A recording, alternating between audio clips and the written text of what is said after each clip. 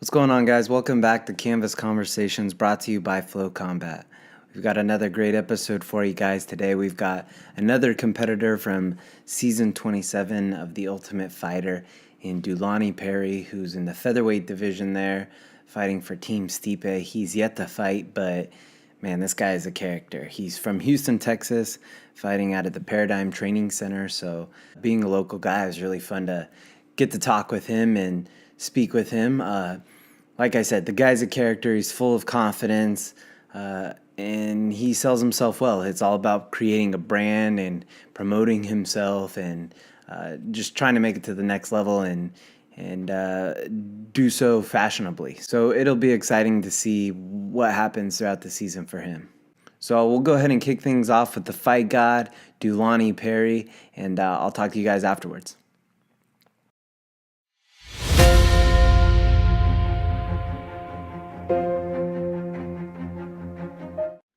All right, guys, we're back with another competitor in the current season of TUF27, fighting in the featherweight division on Team Stipe. It's the fight god, Dulani Perry. What's going on, brother? How you doing, man? Nothing much, man. Just chilling, enjoying life. Grateful for everything.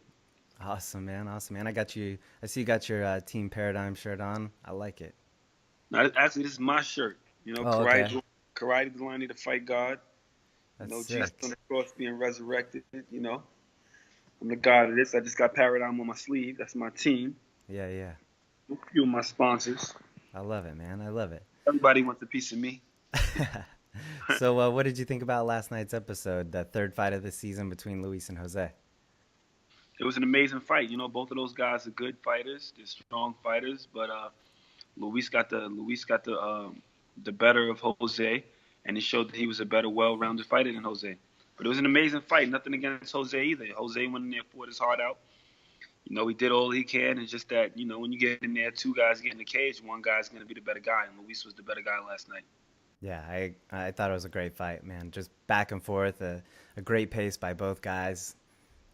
Yes, sir. One of the better fights of the season so far. The first two I felt like were just kind of quick and then a real chess match, and this one was like an actual war, an actual battle. Absolutely. Yeah, man. This was the first fight that really set things off. A lot of us thought that it was going to be the best fight of the season, but your guys got a lot more fights to see, so I can't tell you everything. There's going to be some good fights though, and yeah, man. Shout out to both those guys. Shout out to everybody that's in the house, all 16 fighters, or 15 fighters plus me. Nothing but love and respect to everybody. 16 guys chasing the same dream. Only two guys can win it though, so we're gonna see who it is. So, did you meet or become friends with some of the guys you got to meet there? I mean, you guys are all chasing the same dream. I feel like that common ground has to make for some friendships as well, though.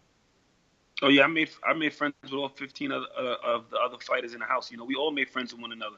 We had little arguments and stuff here and there. As you can see, last night me and Jose got into a little heated argument, but we deaded the beef after we argued because we got bigger things on the table. We made it really far. We bust our ass. We worked really hard to get where we at to make it in this house and just be on that road to success. So we don't want to fuck that up. And me and him fighting could have fucked that opportunity up. So yeah, we deaded the beef, and yeah, everybody in the house made friends. They put us in a bit of a situation, putting 16 fighters in the house, taking our phones away. No books, no music, things like that. So it's real stressful. You can't contact your family, your friends, or nothing like that. But who cares? The biggest thing for all of us is that we all want to maximize our potential in this business of mixed martial arts. So that's what we put all our energy towards when we was in the house. And yeah, it was a lot of good energy. Arguments here and there, heated. We know that's gonna happen though. But overall, though, everybody we all learned from one another. We all took in each other's energy, and we all got better from one another. Amazing, man. So going into all this, the tryouts and the selection process, what was that like for you? And how long was it after that you found out that you were going to be on the show? I knew I was going to be in as soon as I stepped in the building. There's no way I can ever walk in anybody's building and not be accepted in anything. Like I'm always going to be the guy that know how to shine, no matter what the situation is. You can put me around anybody. So as soon as I walked in the building, I was the guy that had all the energy. I walked in there with two girls. You know what I'm saying? I had my big chains and stuff on. I had the good clothes on. You know, I'm the image. I'm the image of the sport, and I'm talented. So it's like I knew that no matter what the situation was, when I walked in that building, before I even went in there, I knew that I was gonna make it, and I made it. They couldn't leave me out. There's no way you can ever leave me out of anything. I mean, I'm Karate Dulani, the fight god. I make it look good. I'm the one with the swag. I'm the one with the money. I'm the one with the style. I'm the one with the charisma. Nobody walks like me. Nobody talks like me. You know what I'm saying? I'm just different. You ain't never gonna get this again. I'm one of one. None before this, none to come. Like, that's me. So you're just mentioning kind of some of that stuff. I mean, most fighters, they're usually just scraping by, but you're living cozy, man. I see you at those cool parties, pool parties, and taking those cool trips and stuff like that. I mean, how do you afford that type of lifestyle as a fighter? Sponsorships. I mean, you gotta get sponsors. You gotta make people believe in you. You gotta sell people the dream. You know, you gotta know how to market yourself. So much of these fighters, they're fighting, but they don't know how to market themselves. So they'll be broke forever, and they're like, oh, the UFC don't pay money. Fighters like Bellator don't pay money. This guy don't pay money. Glory don't pay money. It's not. Don't worry about them. You're not supposed to be dependent on them. As a man, you gotta get your own money. You understand? You got the opportunity to market yourself and get out there and get sponsors. Go do it. Sell the dream. Like, it's like talking to a girl. You want a woman to talk to you. You got to sell the dream. You got to make her gain interest in you. So it's the same thing in the business of fighting. You got to make people buy interest in you, but you have to show them that you're an interesting person. You understand? So I sit home every day, all day, and figure out just ways to market myself. You know, so that's what I'm doing. I'm walking around the house, me in the UFC house. I'm walking around the house with a follow me at Instagram sign on around the house. Like, you know, people not doing that because they're not worrying about marketing themselves. They're just thinking about winning a tournament. Who cares if you're the greatest fighter? Nobody cares about that. Nobody cares. People care about how successful you are in life. And success is not really determined on how good of a fighter you are. Like, is that your legacy in life, that you just want to kick and punch better than another guy? I don't care about that. My legacy in life is to inspire and motivate others to maximize their potential in whatever it is they're doing in life. And it goes beyond fighting. I don't really care about fighting. Fighting is just something I'm good at, and I work at it because I love it. But fighting is not my legacy in life. This is just a platform to set up my legacy in life. You know what I'm saying? But you know, I do all of the good trips and all of that stuff. That's also ways to market myself to like you said. I see trips and it look good, and see you already got interest in me. But you see, I set that up. I set the trap for you. I'm making sure everybody that looks at me likes what I do. They like the things I do. That's how I make people build interest in me. I don't do things for myself. I do things so other people can build interest in me, so that I can set the platform to do things for myself. And that's what I do. So this lifestyle is more about branding for you. Exactly, right there. Boom. As I say it. You can't miss it. Right. It's all about branding. I mean, if you're not branding what you're doing, I'm a businessman. You know, I don't care how good of a fighter you are. If you're broke, if you ain't got no money, if you can't afford the things that you want in life, you got to be happy. Just because you can whip a guy's ass don't mean you're going to be happy in life. You know, if you just want to whip a guy's ass, you might as well go to the street, walk into a Walmart and start punching people in the face. I don't care about being the best fighter. I care about being the most popular fighter, the richest fighter. I want to have money. I want to buy the things I want to buy. I want to take the trips I want to take. I want to wear the clothes I want to wear. You know, I want to eventually buy the yacht I want to buy. You know what I'm saying? Buy a private jet I want to buy, so I can take the type of trips I like to take. These are the kind of things I want to do. I don't give a fuck about fighting. I fight in the gym. No, I'm just fighting to make the money. Once I wasn't really interested in fighting until I found out that you can make money fighting. You know, so that's when I made the switch from karate to mixed martial arts. Once I found out about UFC, I was like, all right, now it's time for me to start taking this serious because they're paying guys. When I was doing karate, people weren't really getting paid any money to live off of unless you opened your own gym. You know, when they said you can fight and make some money, I said, oh, this is it. Conor McGregor made $100 million. I said, all right, this is time to go now. I need my $100 million now. That's what I'm worrying about. Of course, of course. So with a few episodes in, how do you like your portrayals so far in the season? I love it. I mean, I'm the guy that's standing out, am I not? Yeah, I mean, I feel like you've gotten a lot of the camera time. Yeah. Exactly. Why? I set that up. I didn't go in there saying, oh, man, I hope they film me. No, I'm not hoping. I'm going in there opening my mouth, making sure they film me. You motherfuckers can't do this show without filming me. I set that up. I made sure that the producers was going to put the camera on me everywhere I went. I made sure of that. You know, I'm going in there with the plan on what I got to do before I go to the show. what I got to do to keep the cameras on me. You know, it's a game plan. I figure it out. I think about it. I question other people. What do you guys want to see? That way, by the time I go in there, I know what to do. It's acting. You know, this shit is business. You try to go in there and be yourself. Nobody cares. Do what you got to do with the people. Like, you got to entertain the people. This is, it's as sad as it may seem, UFC is becoming like WWF. Everybody's like, you know, you want the exposure, you got to be Conor McGregor. You got to throw chairs at buses. As stupid as you think it might seem, his exposure is going through the roof right now. He gets sued. He'll lose a few dollars. He'll take some fights. He'll have a bigger image. He'll make more money. Doesn't matter. Do you ever feel like you just want to be yourself, or do you feel like you're kind of mixing, or do you feel like you're mixing a little bit of who you are with creating this branding and this image that you want to create? Well, it is myself because I'm a business. So I'm doing whatever I can maximize my potential in the business. This is me. This is myself. Myself says, get the money. Do what you got to do to get the money. You understand? I'm a hustler. I'm not fighting is second to me. I'm a hustler. I'm here for the money. I'm not here for the. I fight. I go to the gym every day. That's cool. I'm a good fighter, but I need the money. I don't give a fuck about being the best fighter if I ain't got no money. Well, you talk about your popularity and wanting to reach out to people. What is it like for you now to see yourself on The Ultimate Fighter on TV and, you know, getting the acclaim that you're getting right now?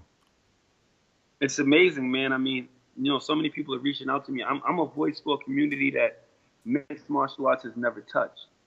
You understand? So my angle is different. I'm representing young black youth all across America that hasn't been heard. I'm reaching the kids with no hope, the kids with no motivation, the kids with no idols, the kids with no father figures and things like that. These are the kids. These are the people I'm reaching. This is my goal.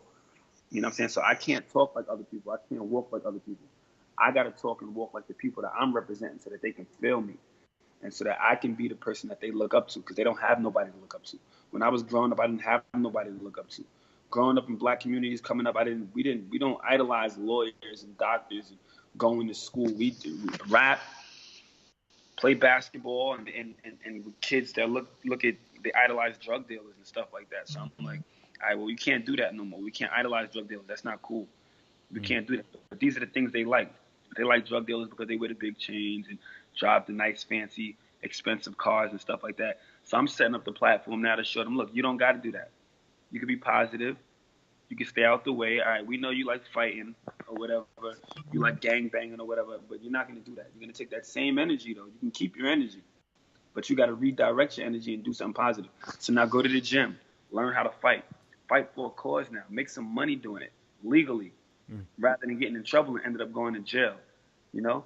So I'm here to give those kids hope. Now they see me. Oh, Dulani, he comes from the same place I came from. And now look, now he's on TV fighting in The Ultimate Fighter. You understand? I went through everything they went through. I've been kicked out of 3 high schools, 2 colleges off of fighting. You know what I'm saying? And I'm still fighting. But now I'm doing it for a good cause. Now I'm not getting kicked out of everything. Now the whole world is looking at me now. You know what I'm saying? So I'm here to give these kids hope. And UFC never had that. You know, UFC, they don't have a lot of black people in this business. I've never seen no fights in Jamaica. I've never seen no cards in Africa. I've never seen no cards in Haiti. These are the people that I'm representing. So they're in my DMs all day saying, keep it up, keep it up. We're looking at you, man. You're giving us hope. You're motivating us. You're inspiring us. You know what I'm saying? I am the voice of millions of black youth in America and outside of America who really know nothing about this sport. I'm putting their attention on the sport. So I'm a very unique person in this sport. I'm not just the regular. Yeah, very unique. I'd agree, man. So I know you're originally from New York. How did you end up in Houston, Texas? Well, originally in 2009, I moved out here to go to school for auto collision repair at a school called UTI, Universal Technical Institute. And that's kind of where I made my transition to go from karate to mixed martial arts. And I found a Gracie Baja school out here, and I got really into it. And I moved back 2010. I moved back home because I got homesick, but I did have an amateur fight out here before I moved. I knocked the guy out, and I made a decision that mixed martial arts was going to be for me. But I got homesick, so I went back to New York, thinking that I was going to do mixed martial arts in New York City, and then found out that mixed martial arts out there is illegal. you know. Mm-hmm. So I trained out there for 2 years, Henzo Gracie Academy, and in 2012 I moved back to Houston, Texas, to pursue my mixed martial arts career. And look at me now. I mean, undefeated fighter, never been beat. You know, fighting for the ultimate fighter. It's a dream that you would never think come true, but with hard work, anything can come true. You know, and nobody's better than nobody. You look at the Conor McGregors or even boxing, look at Mayweather or whoever you idolize, Mike Tyson. These guys are not better than nobody. They don't have no skills that nobody else has. They're just guys that bust their ass, get up every morning, work hard. So, you know, I'm here to do the same thing. I'm just working hard. But unlike the Mike Tysons and the Floyd Mayweathers, you know, those are boxers. We got a lot of black boxers, but you know, in MMA, we don't really have too many black mixed martial arts fighters that are representing the inner communities, the Section 8 living people. We don't have that. You know, nobody's representing that crowd of people. So I'm the person. I'm the only person in mixed martial arts right now representing that crowd of people. And these are the people I'm doing it for. Do you enjoy putting them on your back and repping them? Absolutely, absolutely. Because I got to give hope to those who have no hope. You know what I'm saying? In the Bible, they say there's heaven and hell. You know, heaven is eternal life, hell is eternal death. You know, we all know that we're not going to live forever physically. But if you do something so great to impact other people's lives, like tremendously, you'll live forever spiritually. You know what I'm saying? Mm. So when you look at Michael Jackson or Muhammad Ali or something like that, or Elvis Presley or something like that, these guys are dead and they'll be dead forever. But their spirits live on forever spiritually. People are talking about these people forever. So that's what I'm doing to make people, you know what I'm saying, just to put my name in heaven so that when I'm dead and gone, my legacy travels forever. People will never forget me, you know? I worry more about carrying people, motivating, inspiring other people more than I just worry about myself. So that's what I'm basing my legacy on. And, you know, that's not what I want to do. It's what I'm doing. Every day I do it. You know, my DMs are filled. Like, if you pay attention to Ultimate Fight, I have the most followers on Instagram. I have the most friends on Facebook. I have the most shared videos on Facebook. I have the most YouTube videos with the most views. I have the most of everything when you compare me to any of the fighters in the house. Nobody in the house has more anything than, oh, no. One kid, Richie Smullen, that fights for Conor McGregor, he has more followers on Instagram than me. But that's it. In every other aspect, I have more people paying attention to me than anybody in the house because I'm a marketing extraordinaire. Like, this is what I'm great at.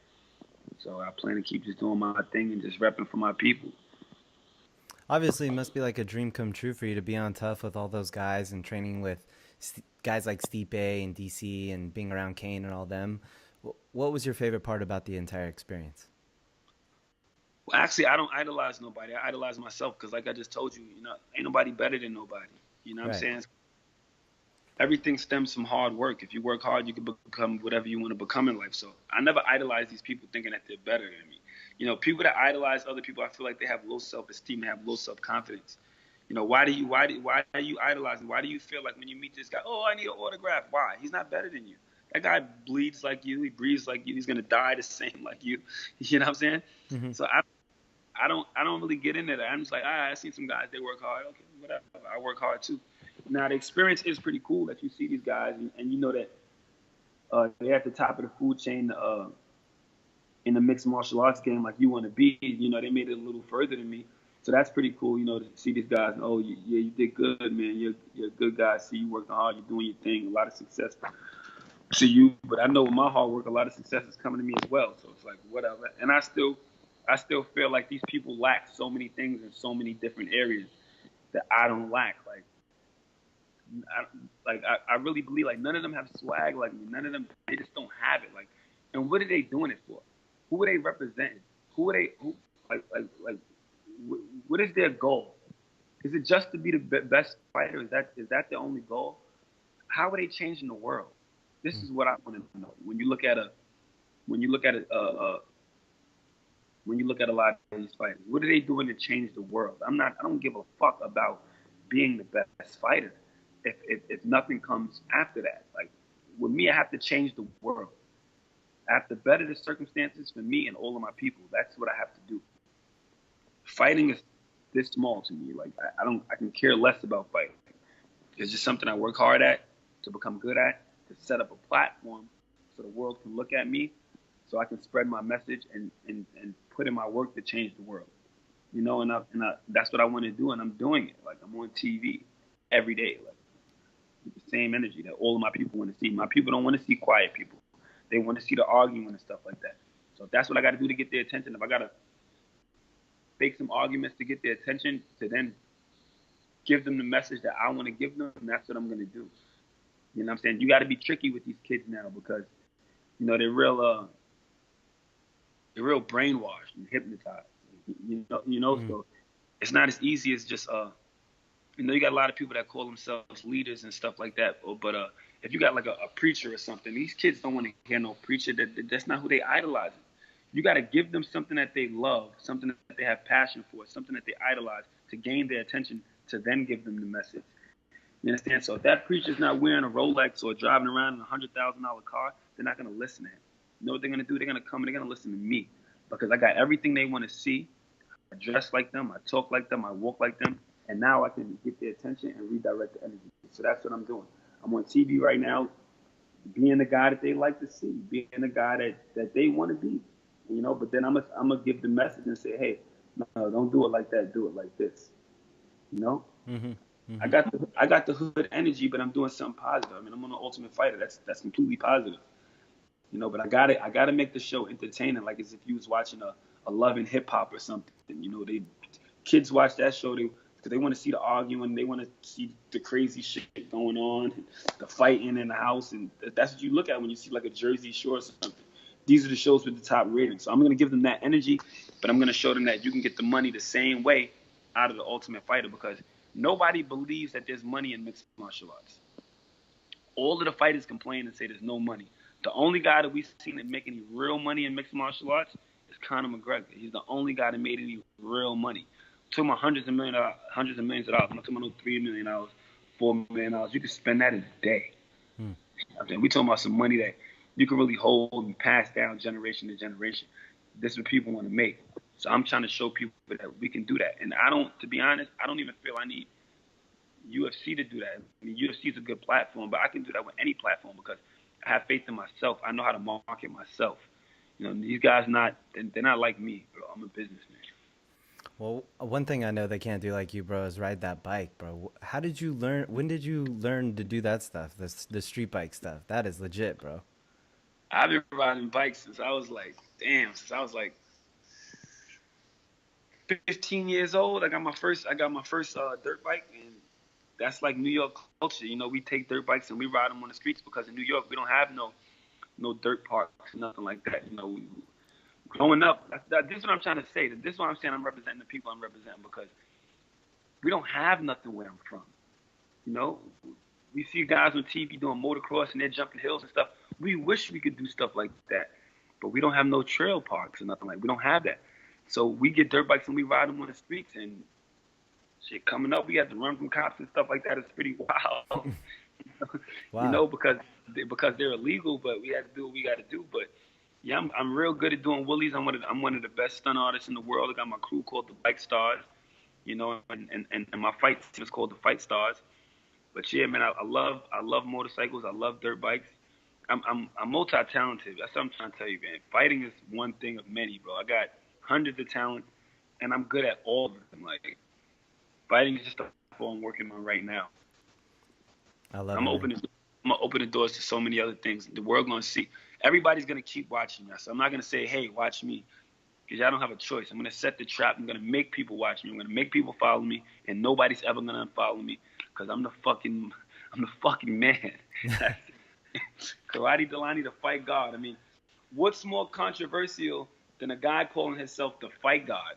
Yeah, I mean, I agree. That's a compelling nickname, man. It's gotta, you know, spike the interest of a lot of fighters you match up against. I feel like, you know. Absolutely. Well, Dulani, I've been doing all these with all these tough guys. I've been doing a trivia challenge, so I know you're up for challenges. So if you'd like, I'll ask you some questions. Put 30 seconds on the clock and just get through as many as you can. Okay. All right, man. Let me get this timer started for you. Are you good at trivia? You feeling confident? Not really, because I don't pay attention to too much. No, you're right along with all the other guys. They didn't feel confident either, so you're all good. All right, man. Whenever you're ready, I'll fire away.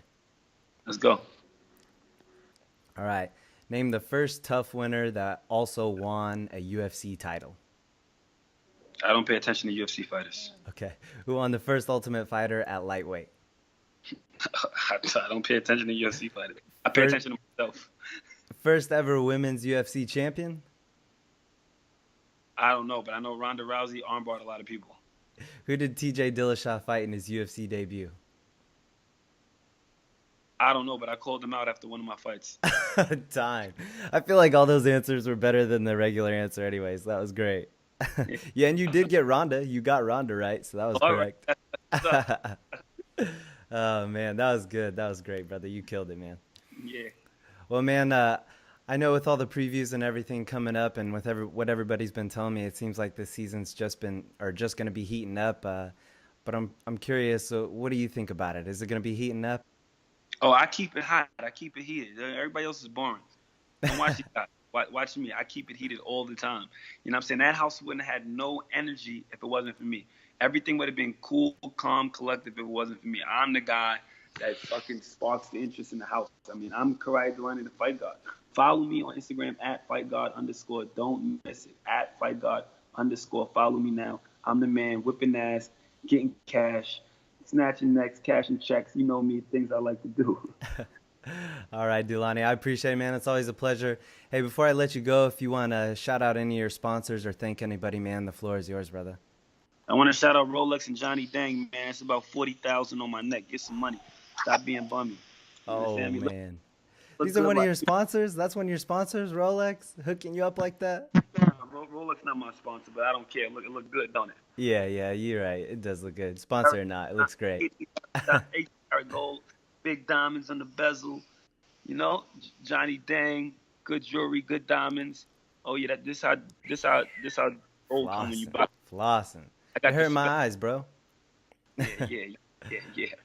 All right, brother. Well, appreciate the time again, man. Can't wait to see how it all turns out for you, brother. All right, bro. Take care, man. Thank you. All right, so there he is, the fight god, Dulani Perry. Like I said, super confident guy, knows what he wants, knows where he's going, seems like he's got a plan, and like the branding thing is really his thing. So it'll be interesting to see what he gets into and how things go for him within the season of TUF and even afterwards. So moving on, we also, like I said, we also have Jose Shorty Torres on the show. And it was great to catch up with him. It's been a while since we've talked. We've talked several times before, but it's always good to talk with Shorty. He's always got cool stuff going on. He's very active in not only his own community, but the martial arts community. So he's always got fun stuff going on, and it's always a good time to catch up with him and chat. So we'll go ahead and move along to Jose Shorty Torres, and I'll speak with you guys after that.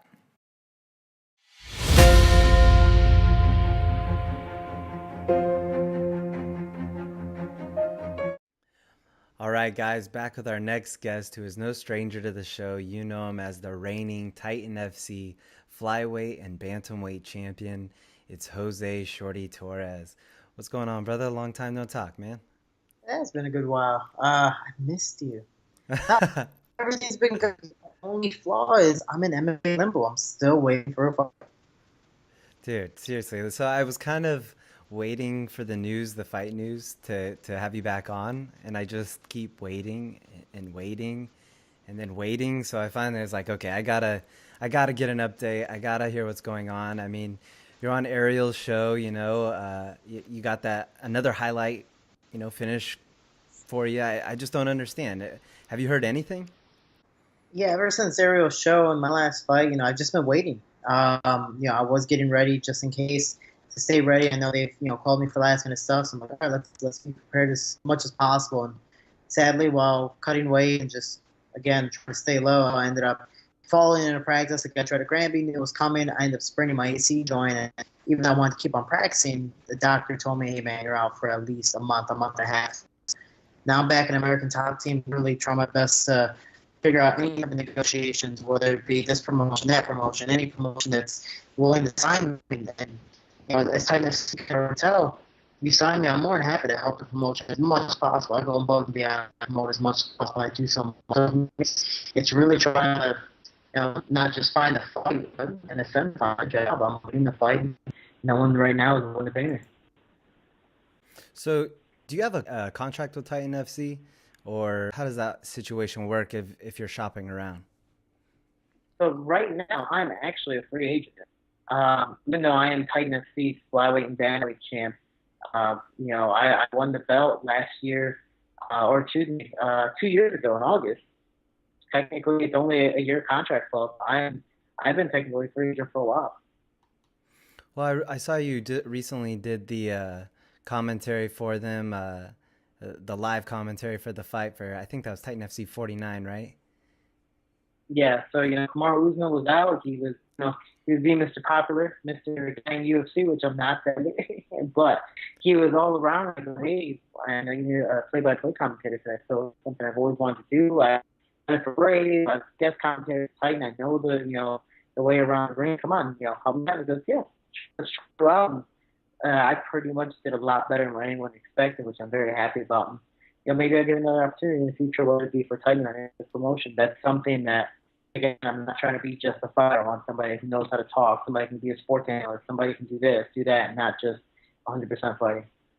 Well, that's my point is that, you do something awesome for them like that. I imagine they'd want to have you back. So if the UFC doesn't come a calling, I mean, I feel like they'd really love to have you back. Are you leaning towards them? Their next card for Titan FC is June 29th. It's Titan FC's biggest card. It is Titan FC 50th anniversary card. So for me, it's like, I love Titan FC. They've done everything they, can do for me. I've accomplished everything possible, something that's, accomplished before, and I keep on doing it and doing it. But now every single fight I'm taking is a risk. There's no win-win. Honestly, it's like the next fight I take, if it is June 29th, is I have to fight Jason Suarez and challenge for 145-pound championship, because there's nothing else that's worth it. Every other guy is coming up to face me. I'm in a pivotal position where if I lose, it brings me back 2-3 fights. There goes my hype, and there goes my possible whatever contract. So for me, if I do lose, if there is that kryptonite in my game, I'd rather it be against the champion. And right now, Jason Suarez is the next champion, next to me. I like it. Well, congratulations on that last win, man. Like we said, we haven't talked since then, but I saw you were at a school with a bunch of kids showing them that win, and they reacted pretty awesome to that. I love their reaction. Tell me a little bit about that, and why were you there? How did that all work out? Yeah, so every time I go home, I was home in Chicago for about 2.5 weeks. Every time I go home, I tell the schools, I tell anyone, hey, if you need any volunteer work, you need help, you want me to speak to kids, anything, I'm there. So I literally try to spend my time between sponsors, family, friends, and just any way I can help the community. I do a lot of volunteer work for people who don't know my background. And I went to Bourne Park Elementary in Cicero, Illinois, and it was career day. So I spent the whole day there from, I think it was 8:30 in the morning all the way to maybe 2:30. I had about 7 classes. So every single class I came in, I had to re-say everything that I pretty much put out there. And every single class had a different to whatever knockout. Some people like the choke more against Gleason because of all the blood. Some people like the knockout better. So it was really cool, and gives the kids a little different of a different take. A lot of those kids want to be professional athletes, and I'm telling them, hey guys, even though this is my sport, let me explain to you the science of my sport. My degree is sports and exercise science. Let me show you how my degree helps me so much better in my sport instead of just winging it.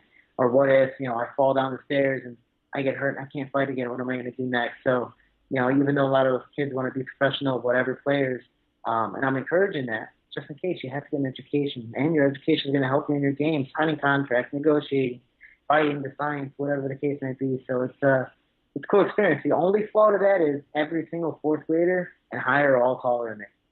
They're all tall. And sometimes if I wear their school uniform, I go by with the kids, I'm like, oh man, got to shave and that's it. It's good. You fit right in, right? That is hilarious, man. That's awesome. So I'm curious, man. I mean, I know you also, I mean, that's so cool and all, but I know you also do a portion of giving, I think it's your gear money. You give a portion of that to kids at your gym. What makes you seek out these opportunities to want to give back to the youth and to your community? Like, what is that makes you want to do that? So again, for people who don't know, 20% of the earnings at my website, teamtorres.com, all my apparel, doesn't just help me in my training camp, but 20% goes to the kids in my gym so they can travel, train, compete, pay for the gym, do whatever they need to do. It's a sense of opportunity for me. I grew up poor. I had to do different things for money that I'm not proud of, and I had to, in a sense, get by and survive. And there's a lot of things I wasn't able to do because I didn't have the funding behind it. And my parents were just busy paying bills, being, the typical Latino family.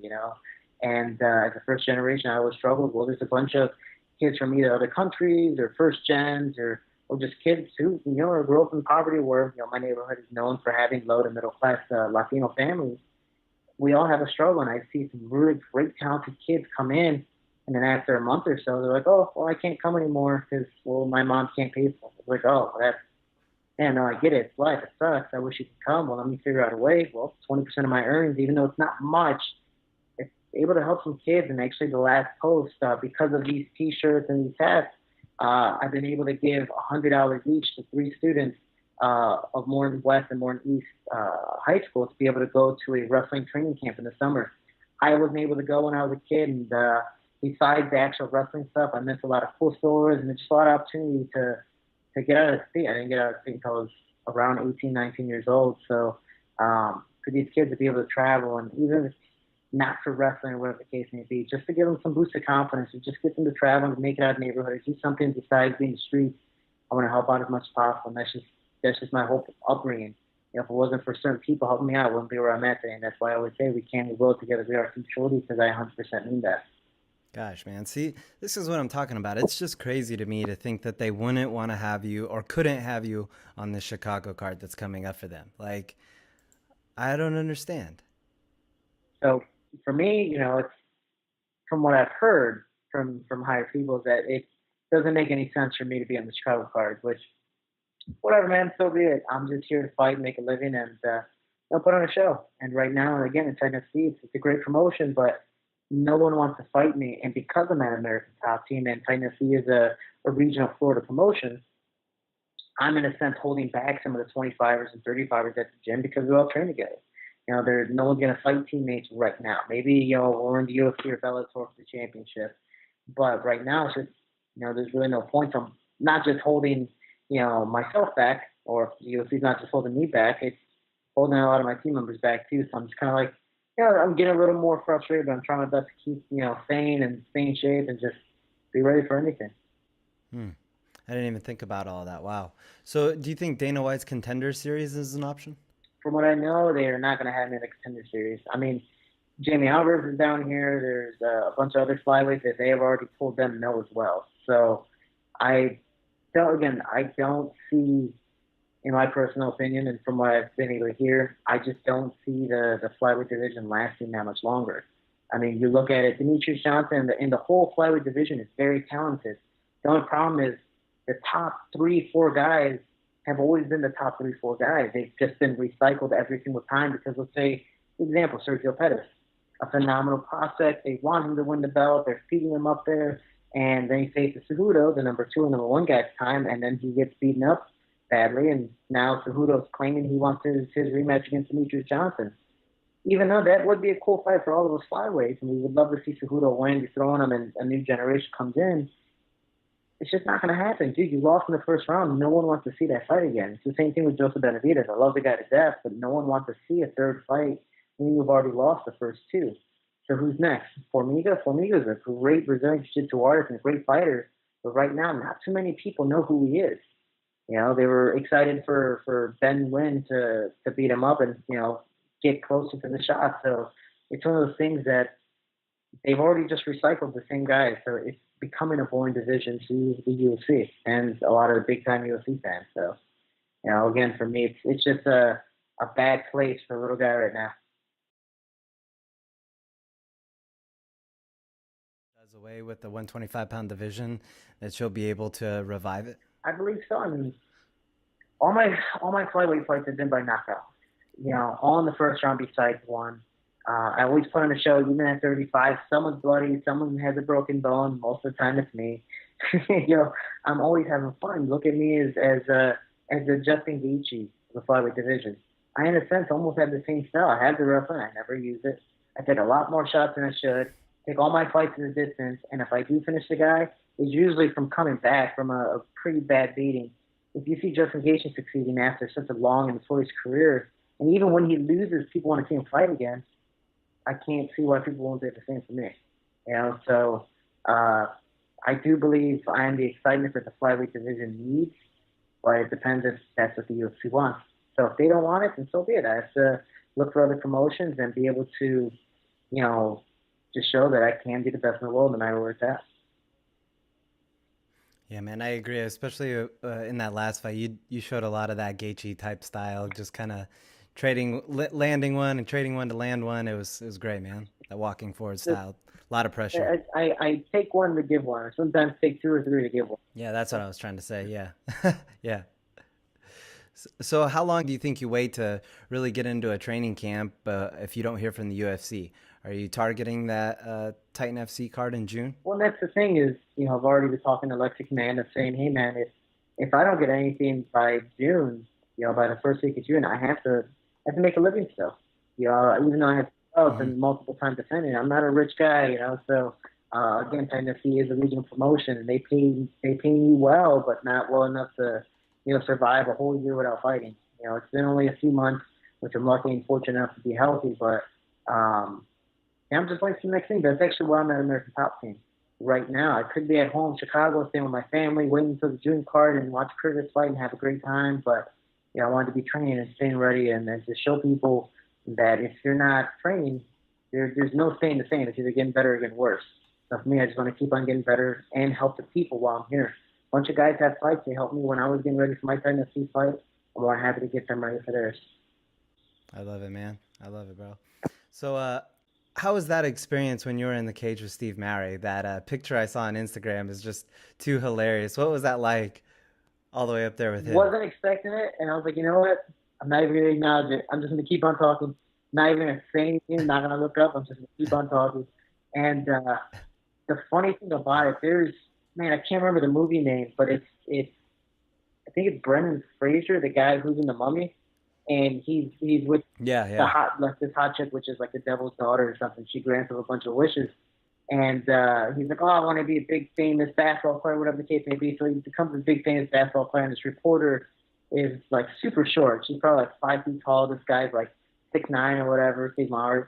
And she's doing the interview, but he's just talking and sweating so much that all the sweat is dropping on her. I thought when the sweat was dropping on me, I'm just kind of like putting my eyes down because every time I looked up, I was getting like water and sweat in my eyes. It's like, God, every time he talked, it was just spitting out. It was just the sweat coming down his face. He just lost. I'm like, oh, man. And then when I got back down after, interviewing him, I'm like wiping off my suit because I'm like, dude, did anybody got a towel? This dude's sweat all over me. I sweat a lot. I felt like an ant. I felt like a raindrop to ants. I was like, oh, my God, these things are huge. So it's crazy. I love it, man. Well, Shorty, I know sponsors play a big role for you in your career. So if you'd like to shout anybody out before we get out of here, go ahead and do so, man. The floor is yours. Man, that's a hard thing to do because I literally have to pull up my banner and just go through all 20 of them. My sponsors definitely know who they are, and I really appreciate it. I think the biggest thing I want to say is, again, I've been able to donate while I was back in Chicago. I've been able to help a lot of people and give my time. And again, that's why I always say we can, we will together. We are some Shorties. I'm not I might be in there alone, but throughout the whole path, everyone's going there with me. So I appreciate all the support. Appreciate all the fans trying to push me into Chicago. Hey, we still have a month. Fingers crossed, so be it. If it happens, it happens. If it doesn't, it doesn't. But if not, I'll call out Darren Caldwell, Bellator. I'll call out Demetrius Johnson at UFC. I'll call out whomever, to get a contract. And I'm not afraid of anybody. It's from people with, what they see. I can hang with both weight classes, and I'm ready to just let me bang, bro. That's all I want to do. Just want to bang, bro. I don't know how I missed that. You brought up Darren Caldwell. How was the Bellator event? I saw you out there too. What did you think of that show? Were you kind of scouting the scene and seeing if it was something you'd be into? I definitely scouted the scene. I was actually able to talk to some of the matchmakers and just have a nice lunch with them, just introduce myself, and a couple of my friends are fighting. So it's really cool to see a local event and just everyone from Chicago again. Again, I haven't been there for 5 years in the fighting scene. So when I got there, even without the backstage pass or credentials, I'm walking with this giant like pendant that one of my sponsors made for me, Yeah. and I'm walking out, and I was like, they're like, "Where's your credential?" I'm like, does this work? You know, I'm holding up my pendant like I'm cool or something, and somehow everyone knew who I was. You know, even the security. Go ahead, just go. So I was cage side the whole time. I mean, I had front row seats, but I literally got up, jumped over the balcony, and just was cage side the whole time, talking to everyone. Sitting down at Rampage, met with him. Courtney Henderson, one of the photographers. All the media guys are on like this one table. I'm like shaking everyone's hand, like, "Hey, what's up, guys?" I've done interviews with everyone, and so I mean, literally, even when I got in trouble, some guy was just trying to prank me. He's like, "Oh, I'm just kidding. Go ahead, do whatever you want to do. Just do you." So it was really cool, and then got to see the legend Fedor Emelianenko knock out Frank Mir, which was an awesome 48 seconds. They're like, "Oh my god!" Oh, you know, the whole crowd is Fedor. So you couldn't even hear anything when he was coming out. Couldn't hear anything immediately after he won. And it's not as big as the United Center, but just showing the capacity and how loud it was, I mean, breathtaking. It really was a cool time, and I got to meet a lot of people, you know, and network properly. So Bellator did treat me really well, and that was a really cool thing. And you know, something I would love to do is fight Darren Caldwell. You know, I think he's 5'10", 5'11" at 135, All-American, national champ at 149, beating one of the best wrestlers ever from Iowa, Brian Metcalf. It would be an awesome fight. My boxing versus his wrestling. You know, we'll see where it goes from there. So, you know, maybe that could be the next thing for me. Compelling, man. Compelling, bro. Right. I like it. Yeah. I like it. Oh no. All right, Shorty. Well, as always, man, I appreciate the time, sir. I can't wait to hear the fight news for wherever it is and with whoever it is. We'll be keeping our eyes out, brother. Thanks so much, man. I appreciate it, man. Take care of yourself. All right, guys. So there we have it. Jose Shorty Torres. Like I said, always good to talk with him. It was really funny to talk about that Steve Mowry stuff. If you guys didn't see it, there's a little picture that I'll run across during the interview, but it was hilarious. The guy Steve Mowry is huge. He's a super tall guy, heavyweight, and obviously Shorty, hence the nickname, is very short. So the dynamic of those two in the ring whenever they were doing that post-fight interview was just pretty hilarious. And then Steve Mowry lifts him up, and I mean, you'll see it, but it's just great. I love it. But yeah, it was great to talk with Shorty. I like I said, I don't understand why he's not in the UFC yet. The kid deserves a shot. The guy deserves a shot. He's earned it. He's defended both belts and done so very convincingly. So I feel like it's just a matter of time, and I feel like he really earns and deserves for his UFC debut to be in Chicago. Anyways, we'll see. Hopefully, like he says, it works out, and if not, just keep moving forward, plugging away. But I'm surprised, like I said, that there isn't just a clear-cut avenue, and even the stuff with Dana White Contender Series maybe not being an option.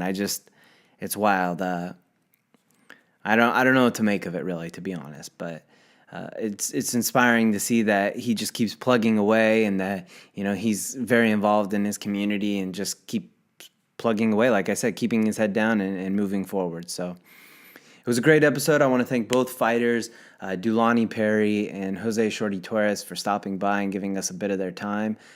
Shorty struggled through some technical difficulties, so special thanks for going through that, Shorty. And for all of you guys that are listening, I appreciate you guys' time, as always. Trying to get a little bit more fluid with these conversations and these intermissions and closing thoughts. So appreciate you guys' time, like I said, and give us some feedback. Be sure to check out FloCombat for all of your MMA needs and news. And if you guys want to follow Canvas Conversations, we're available all over social media platforms, and you'll be able to listen to our casts basically wherever you can listen to stuff. So also, one shout out to PG Sports, who hooked us up with this awesome hat. So go ahead and check those guys out as well. You can follow them all over social media as well at PG Sports. So thanks a lot, guys, and we'll catch you next week.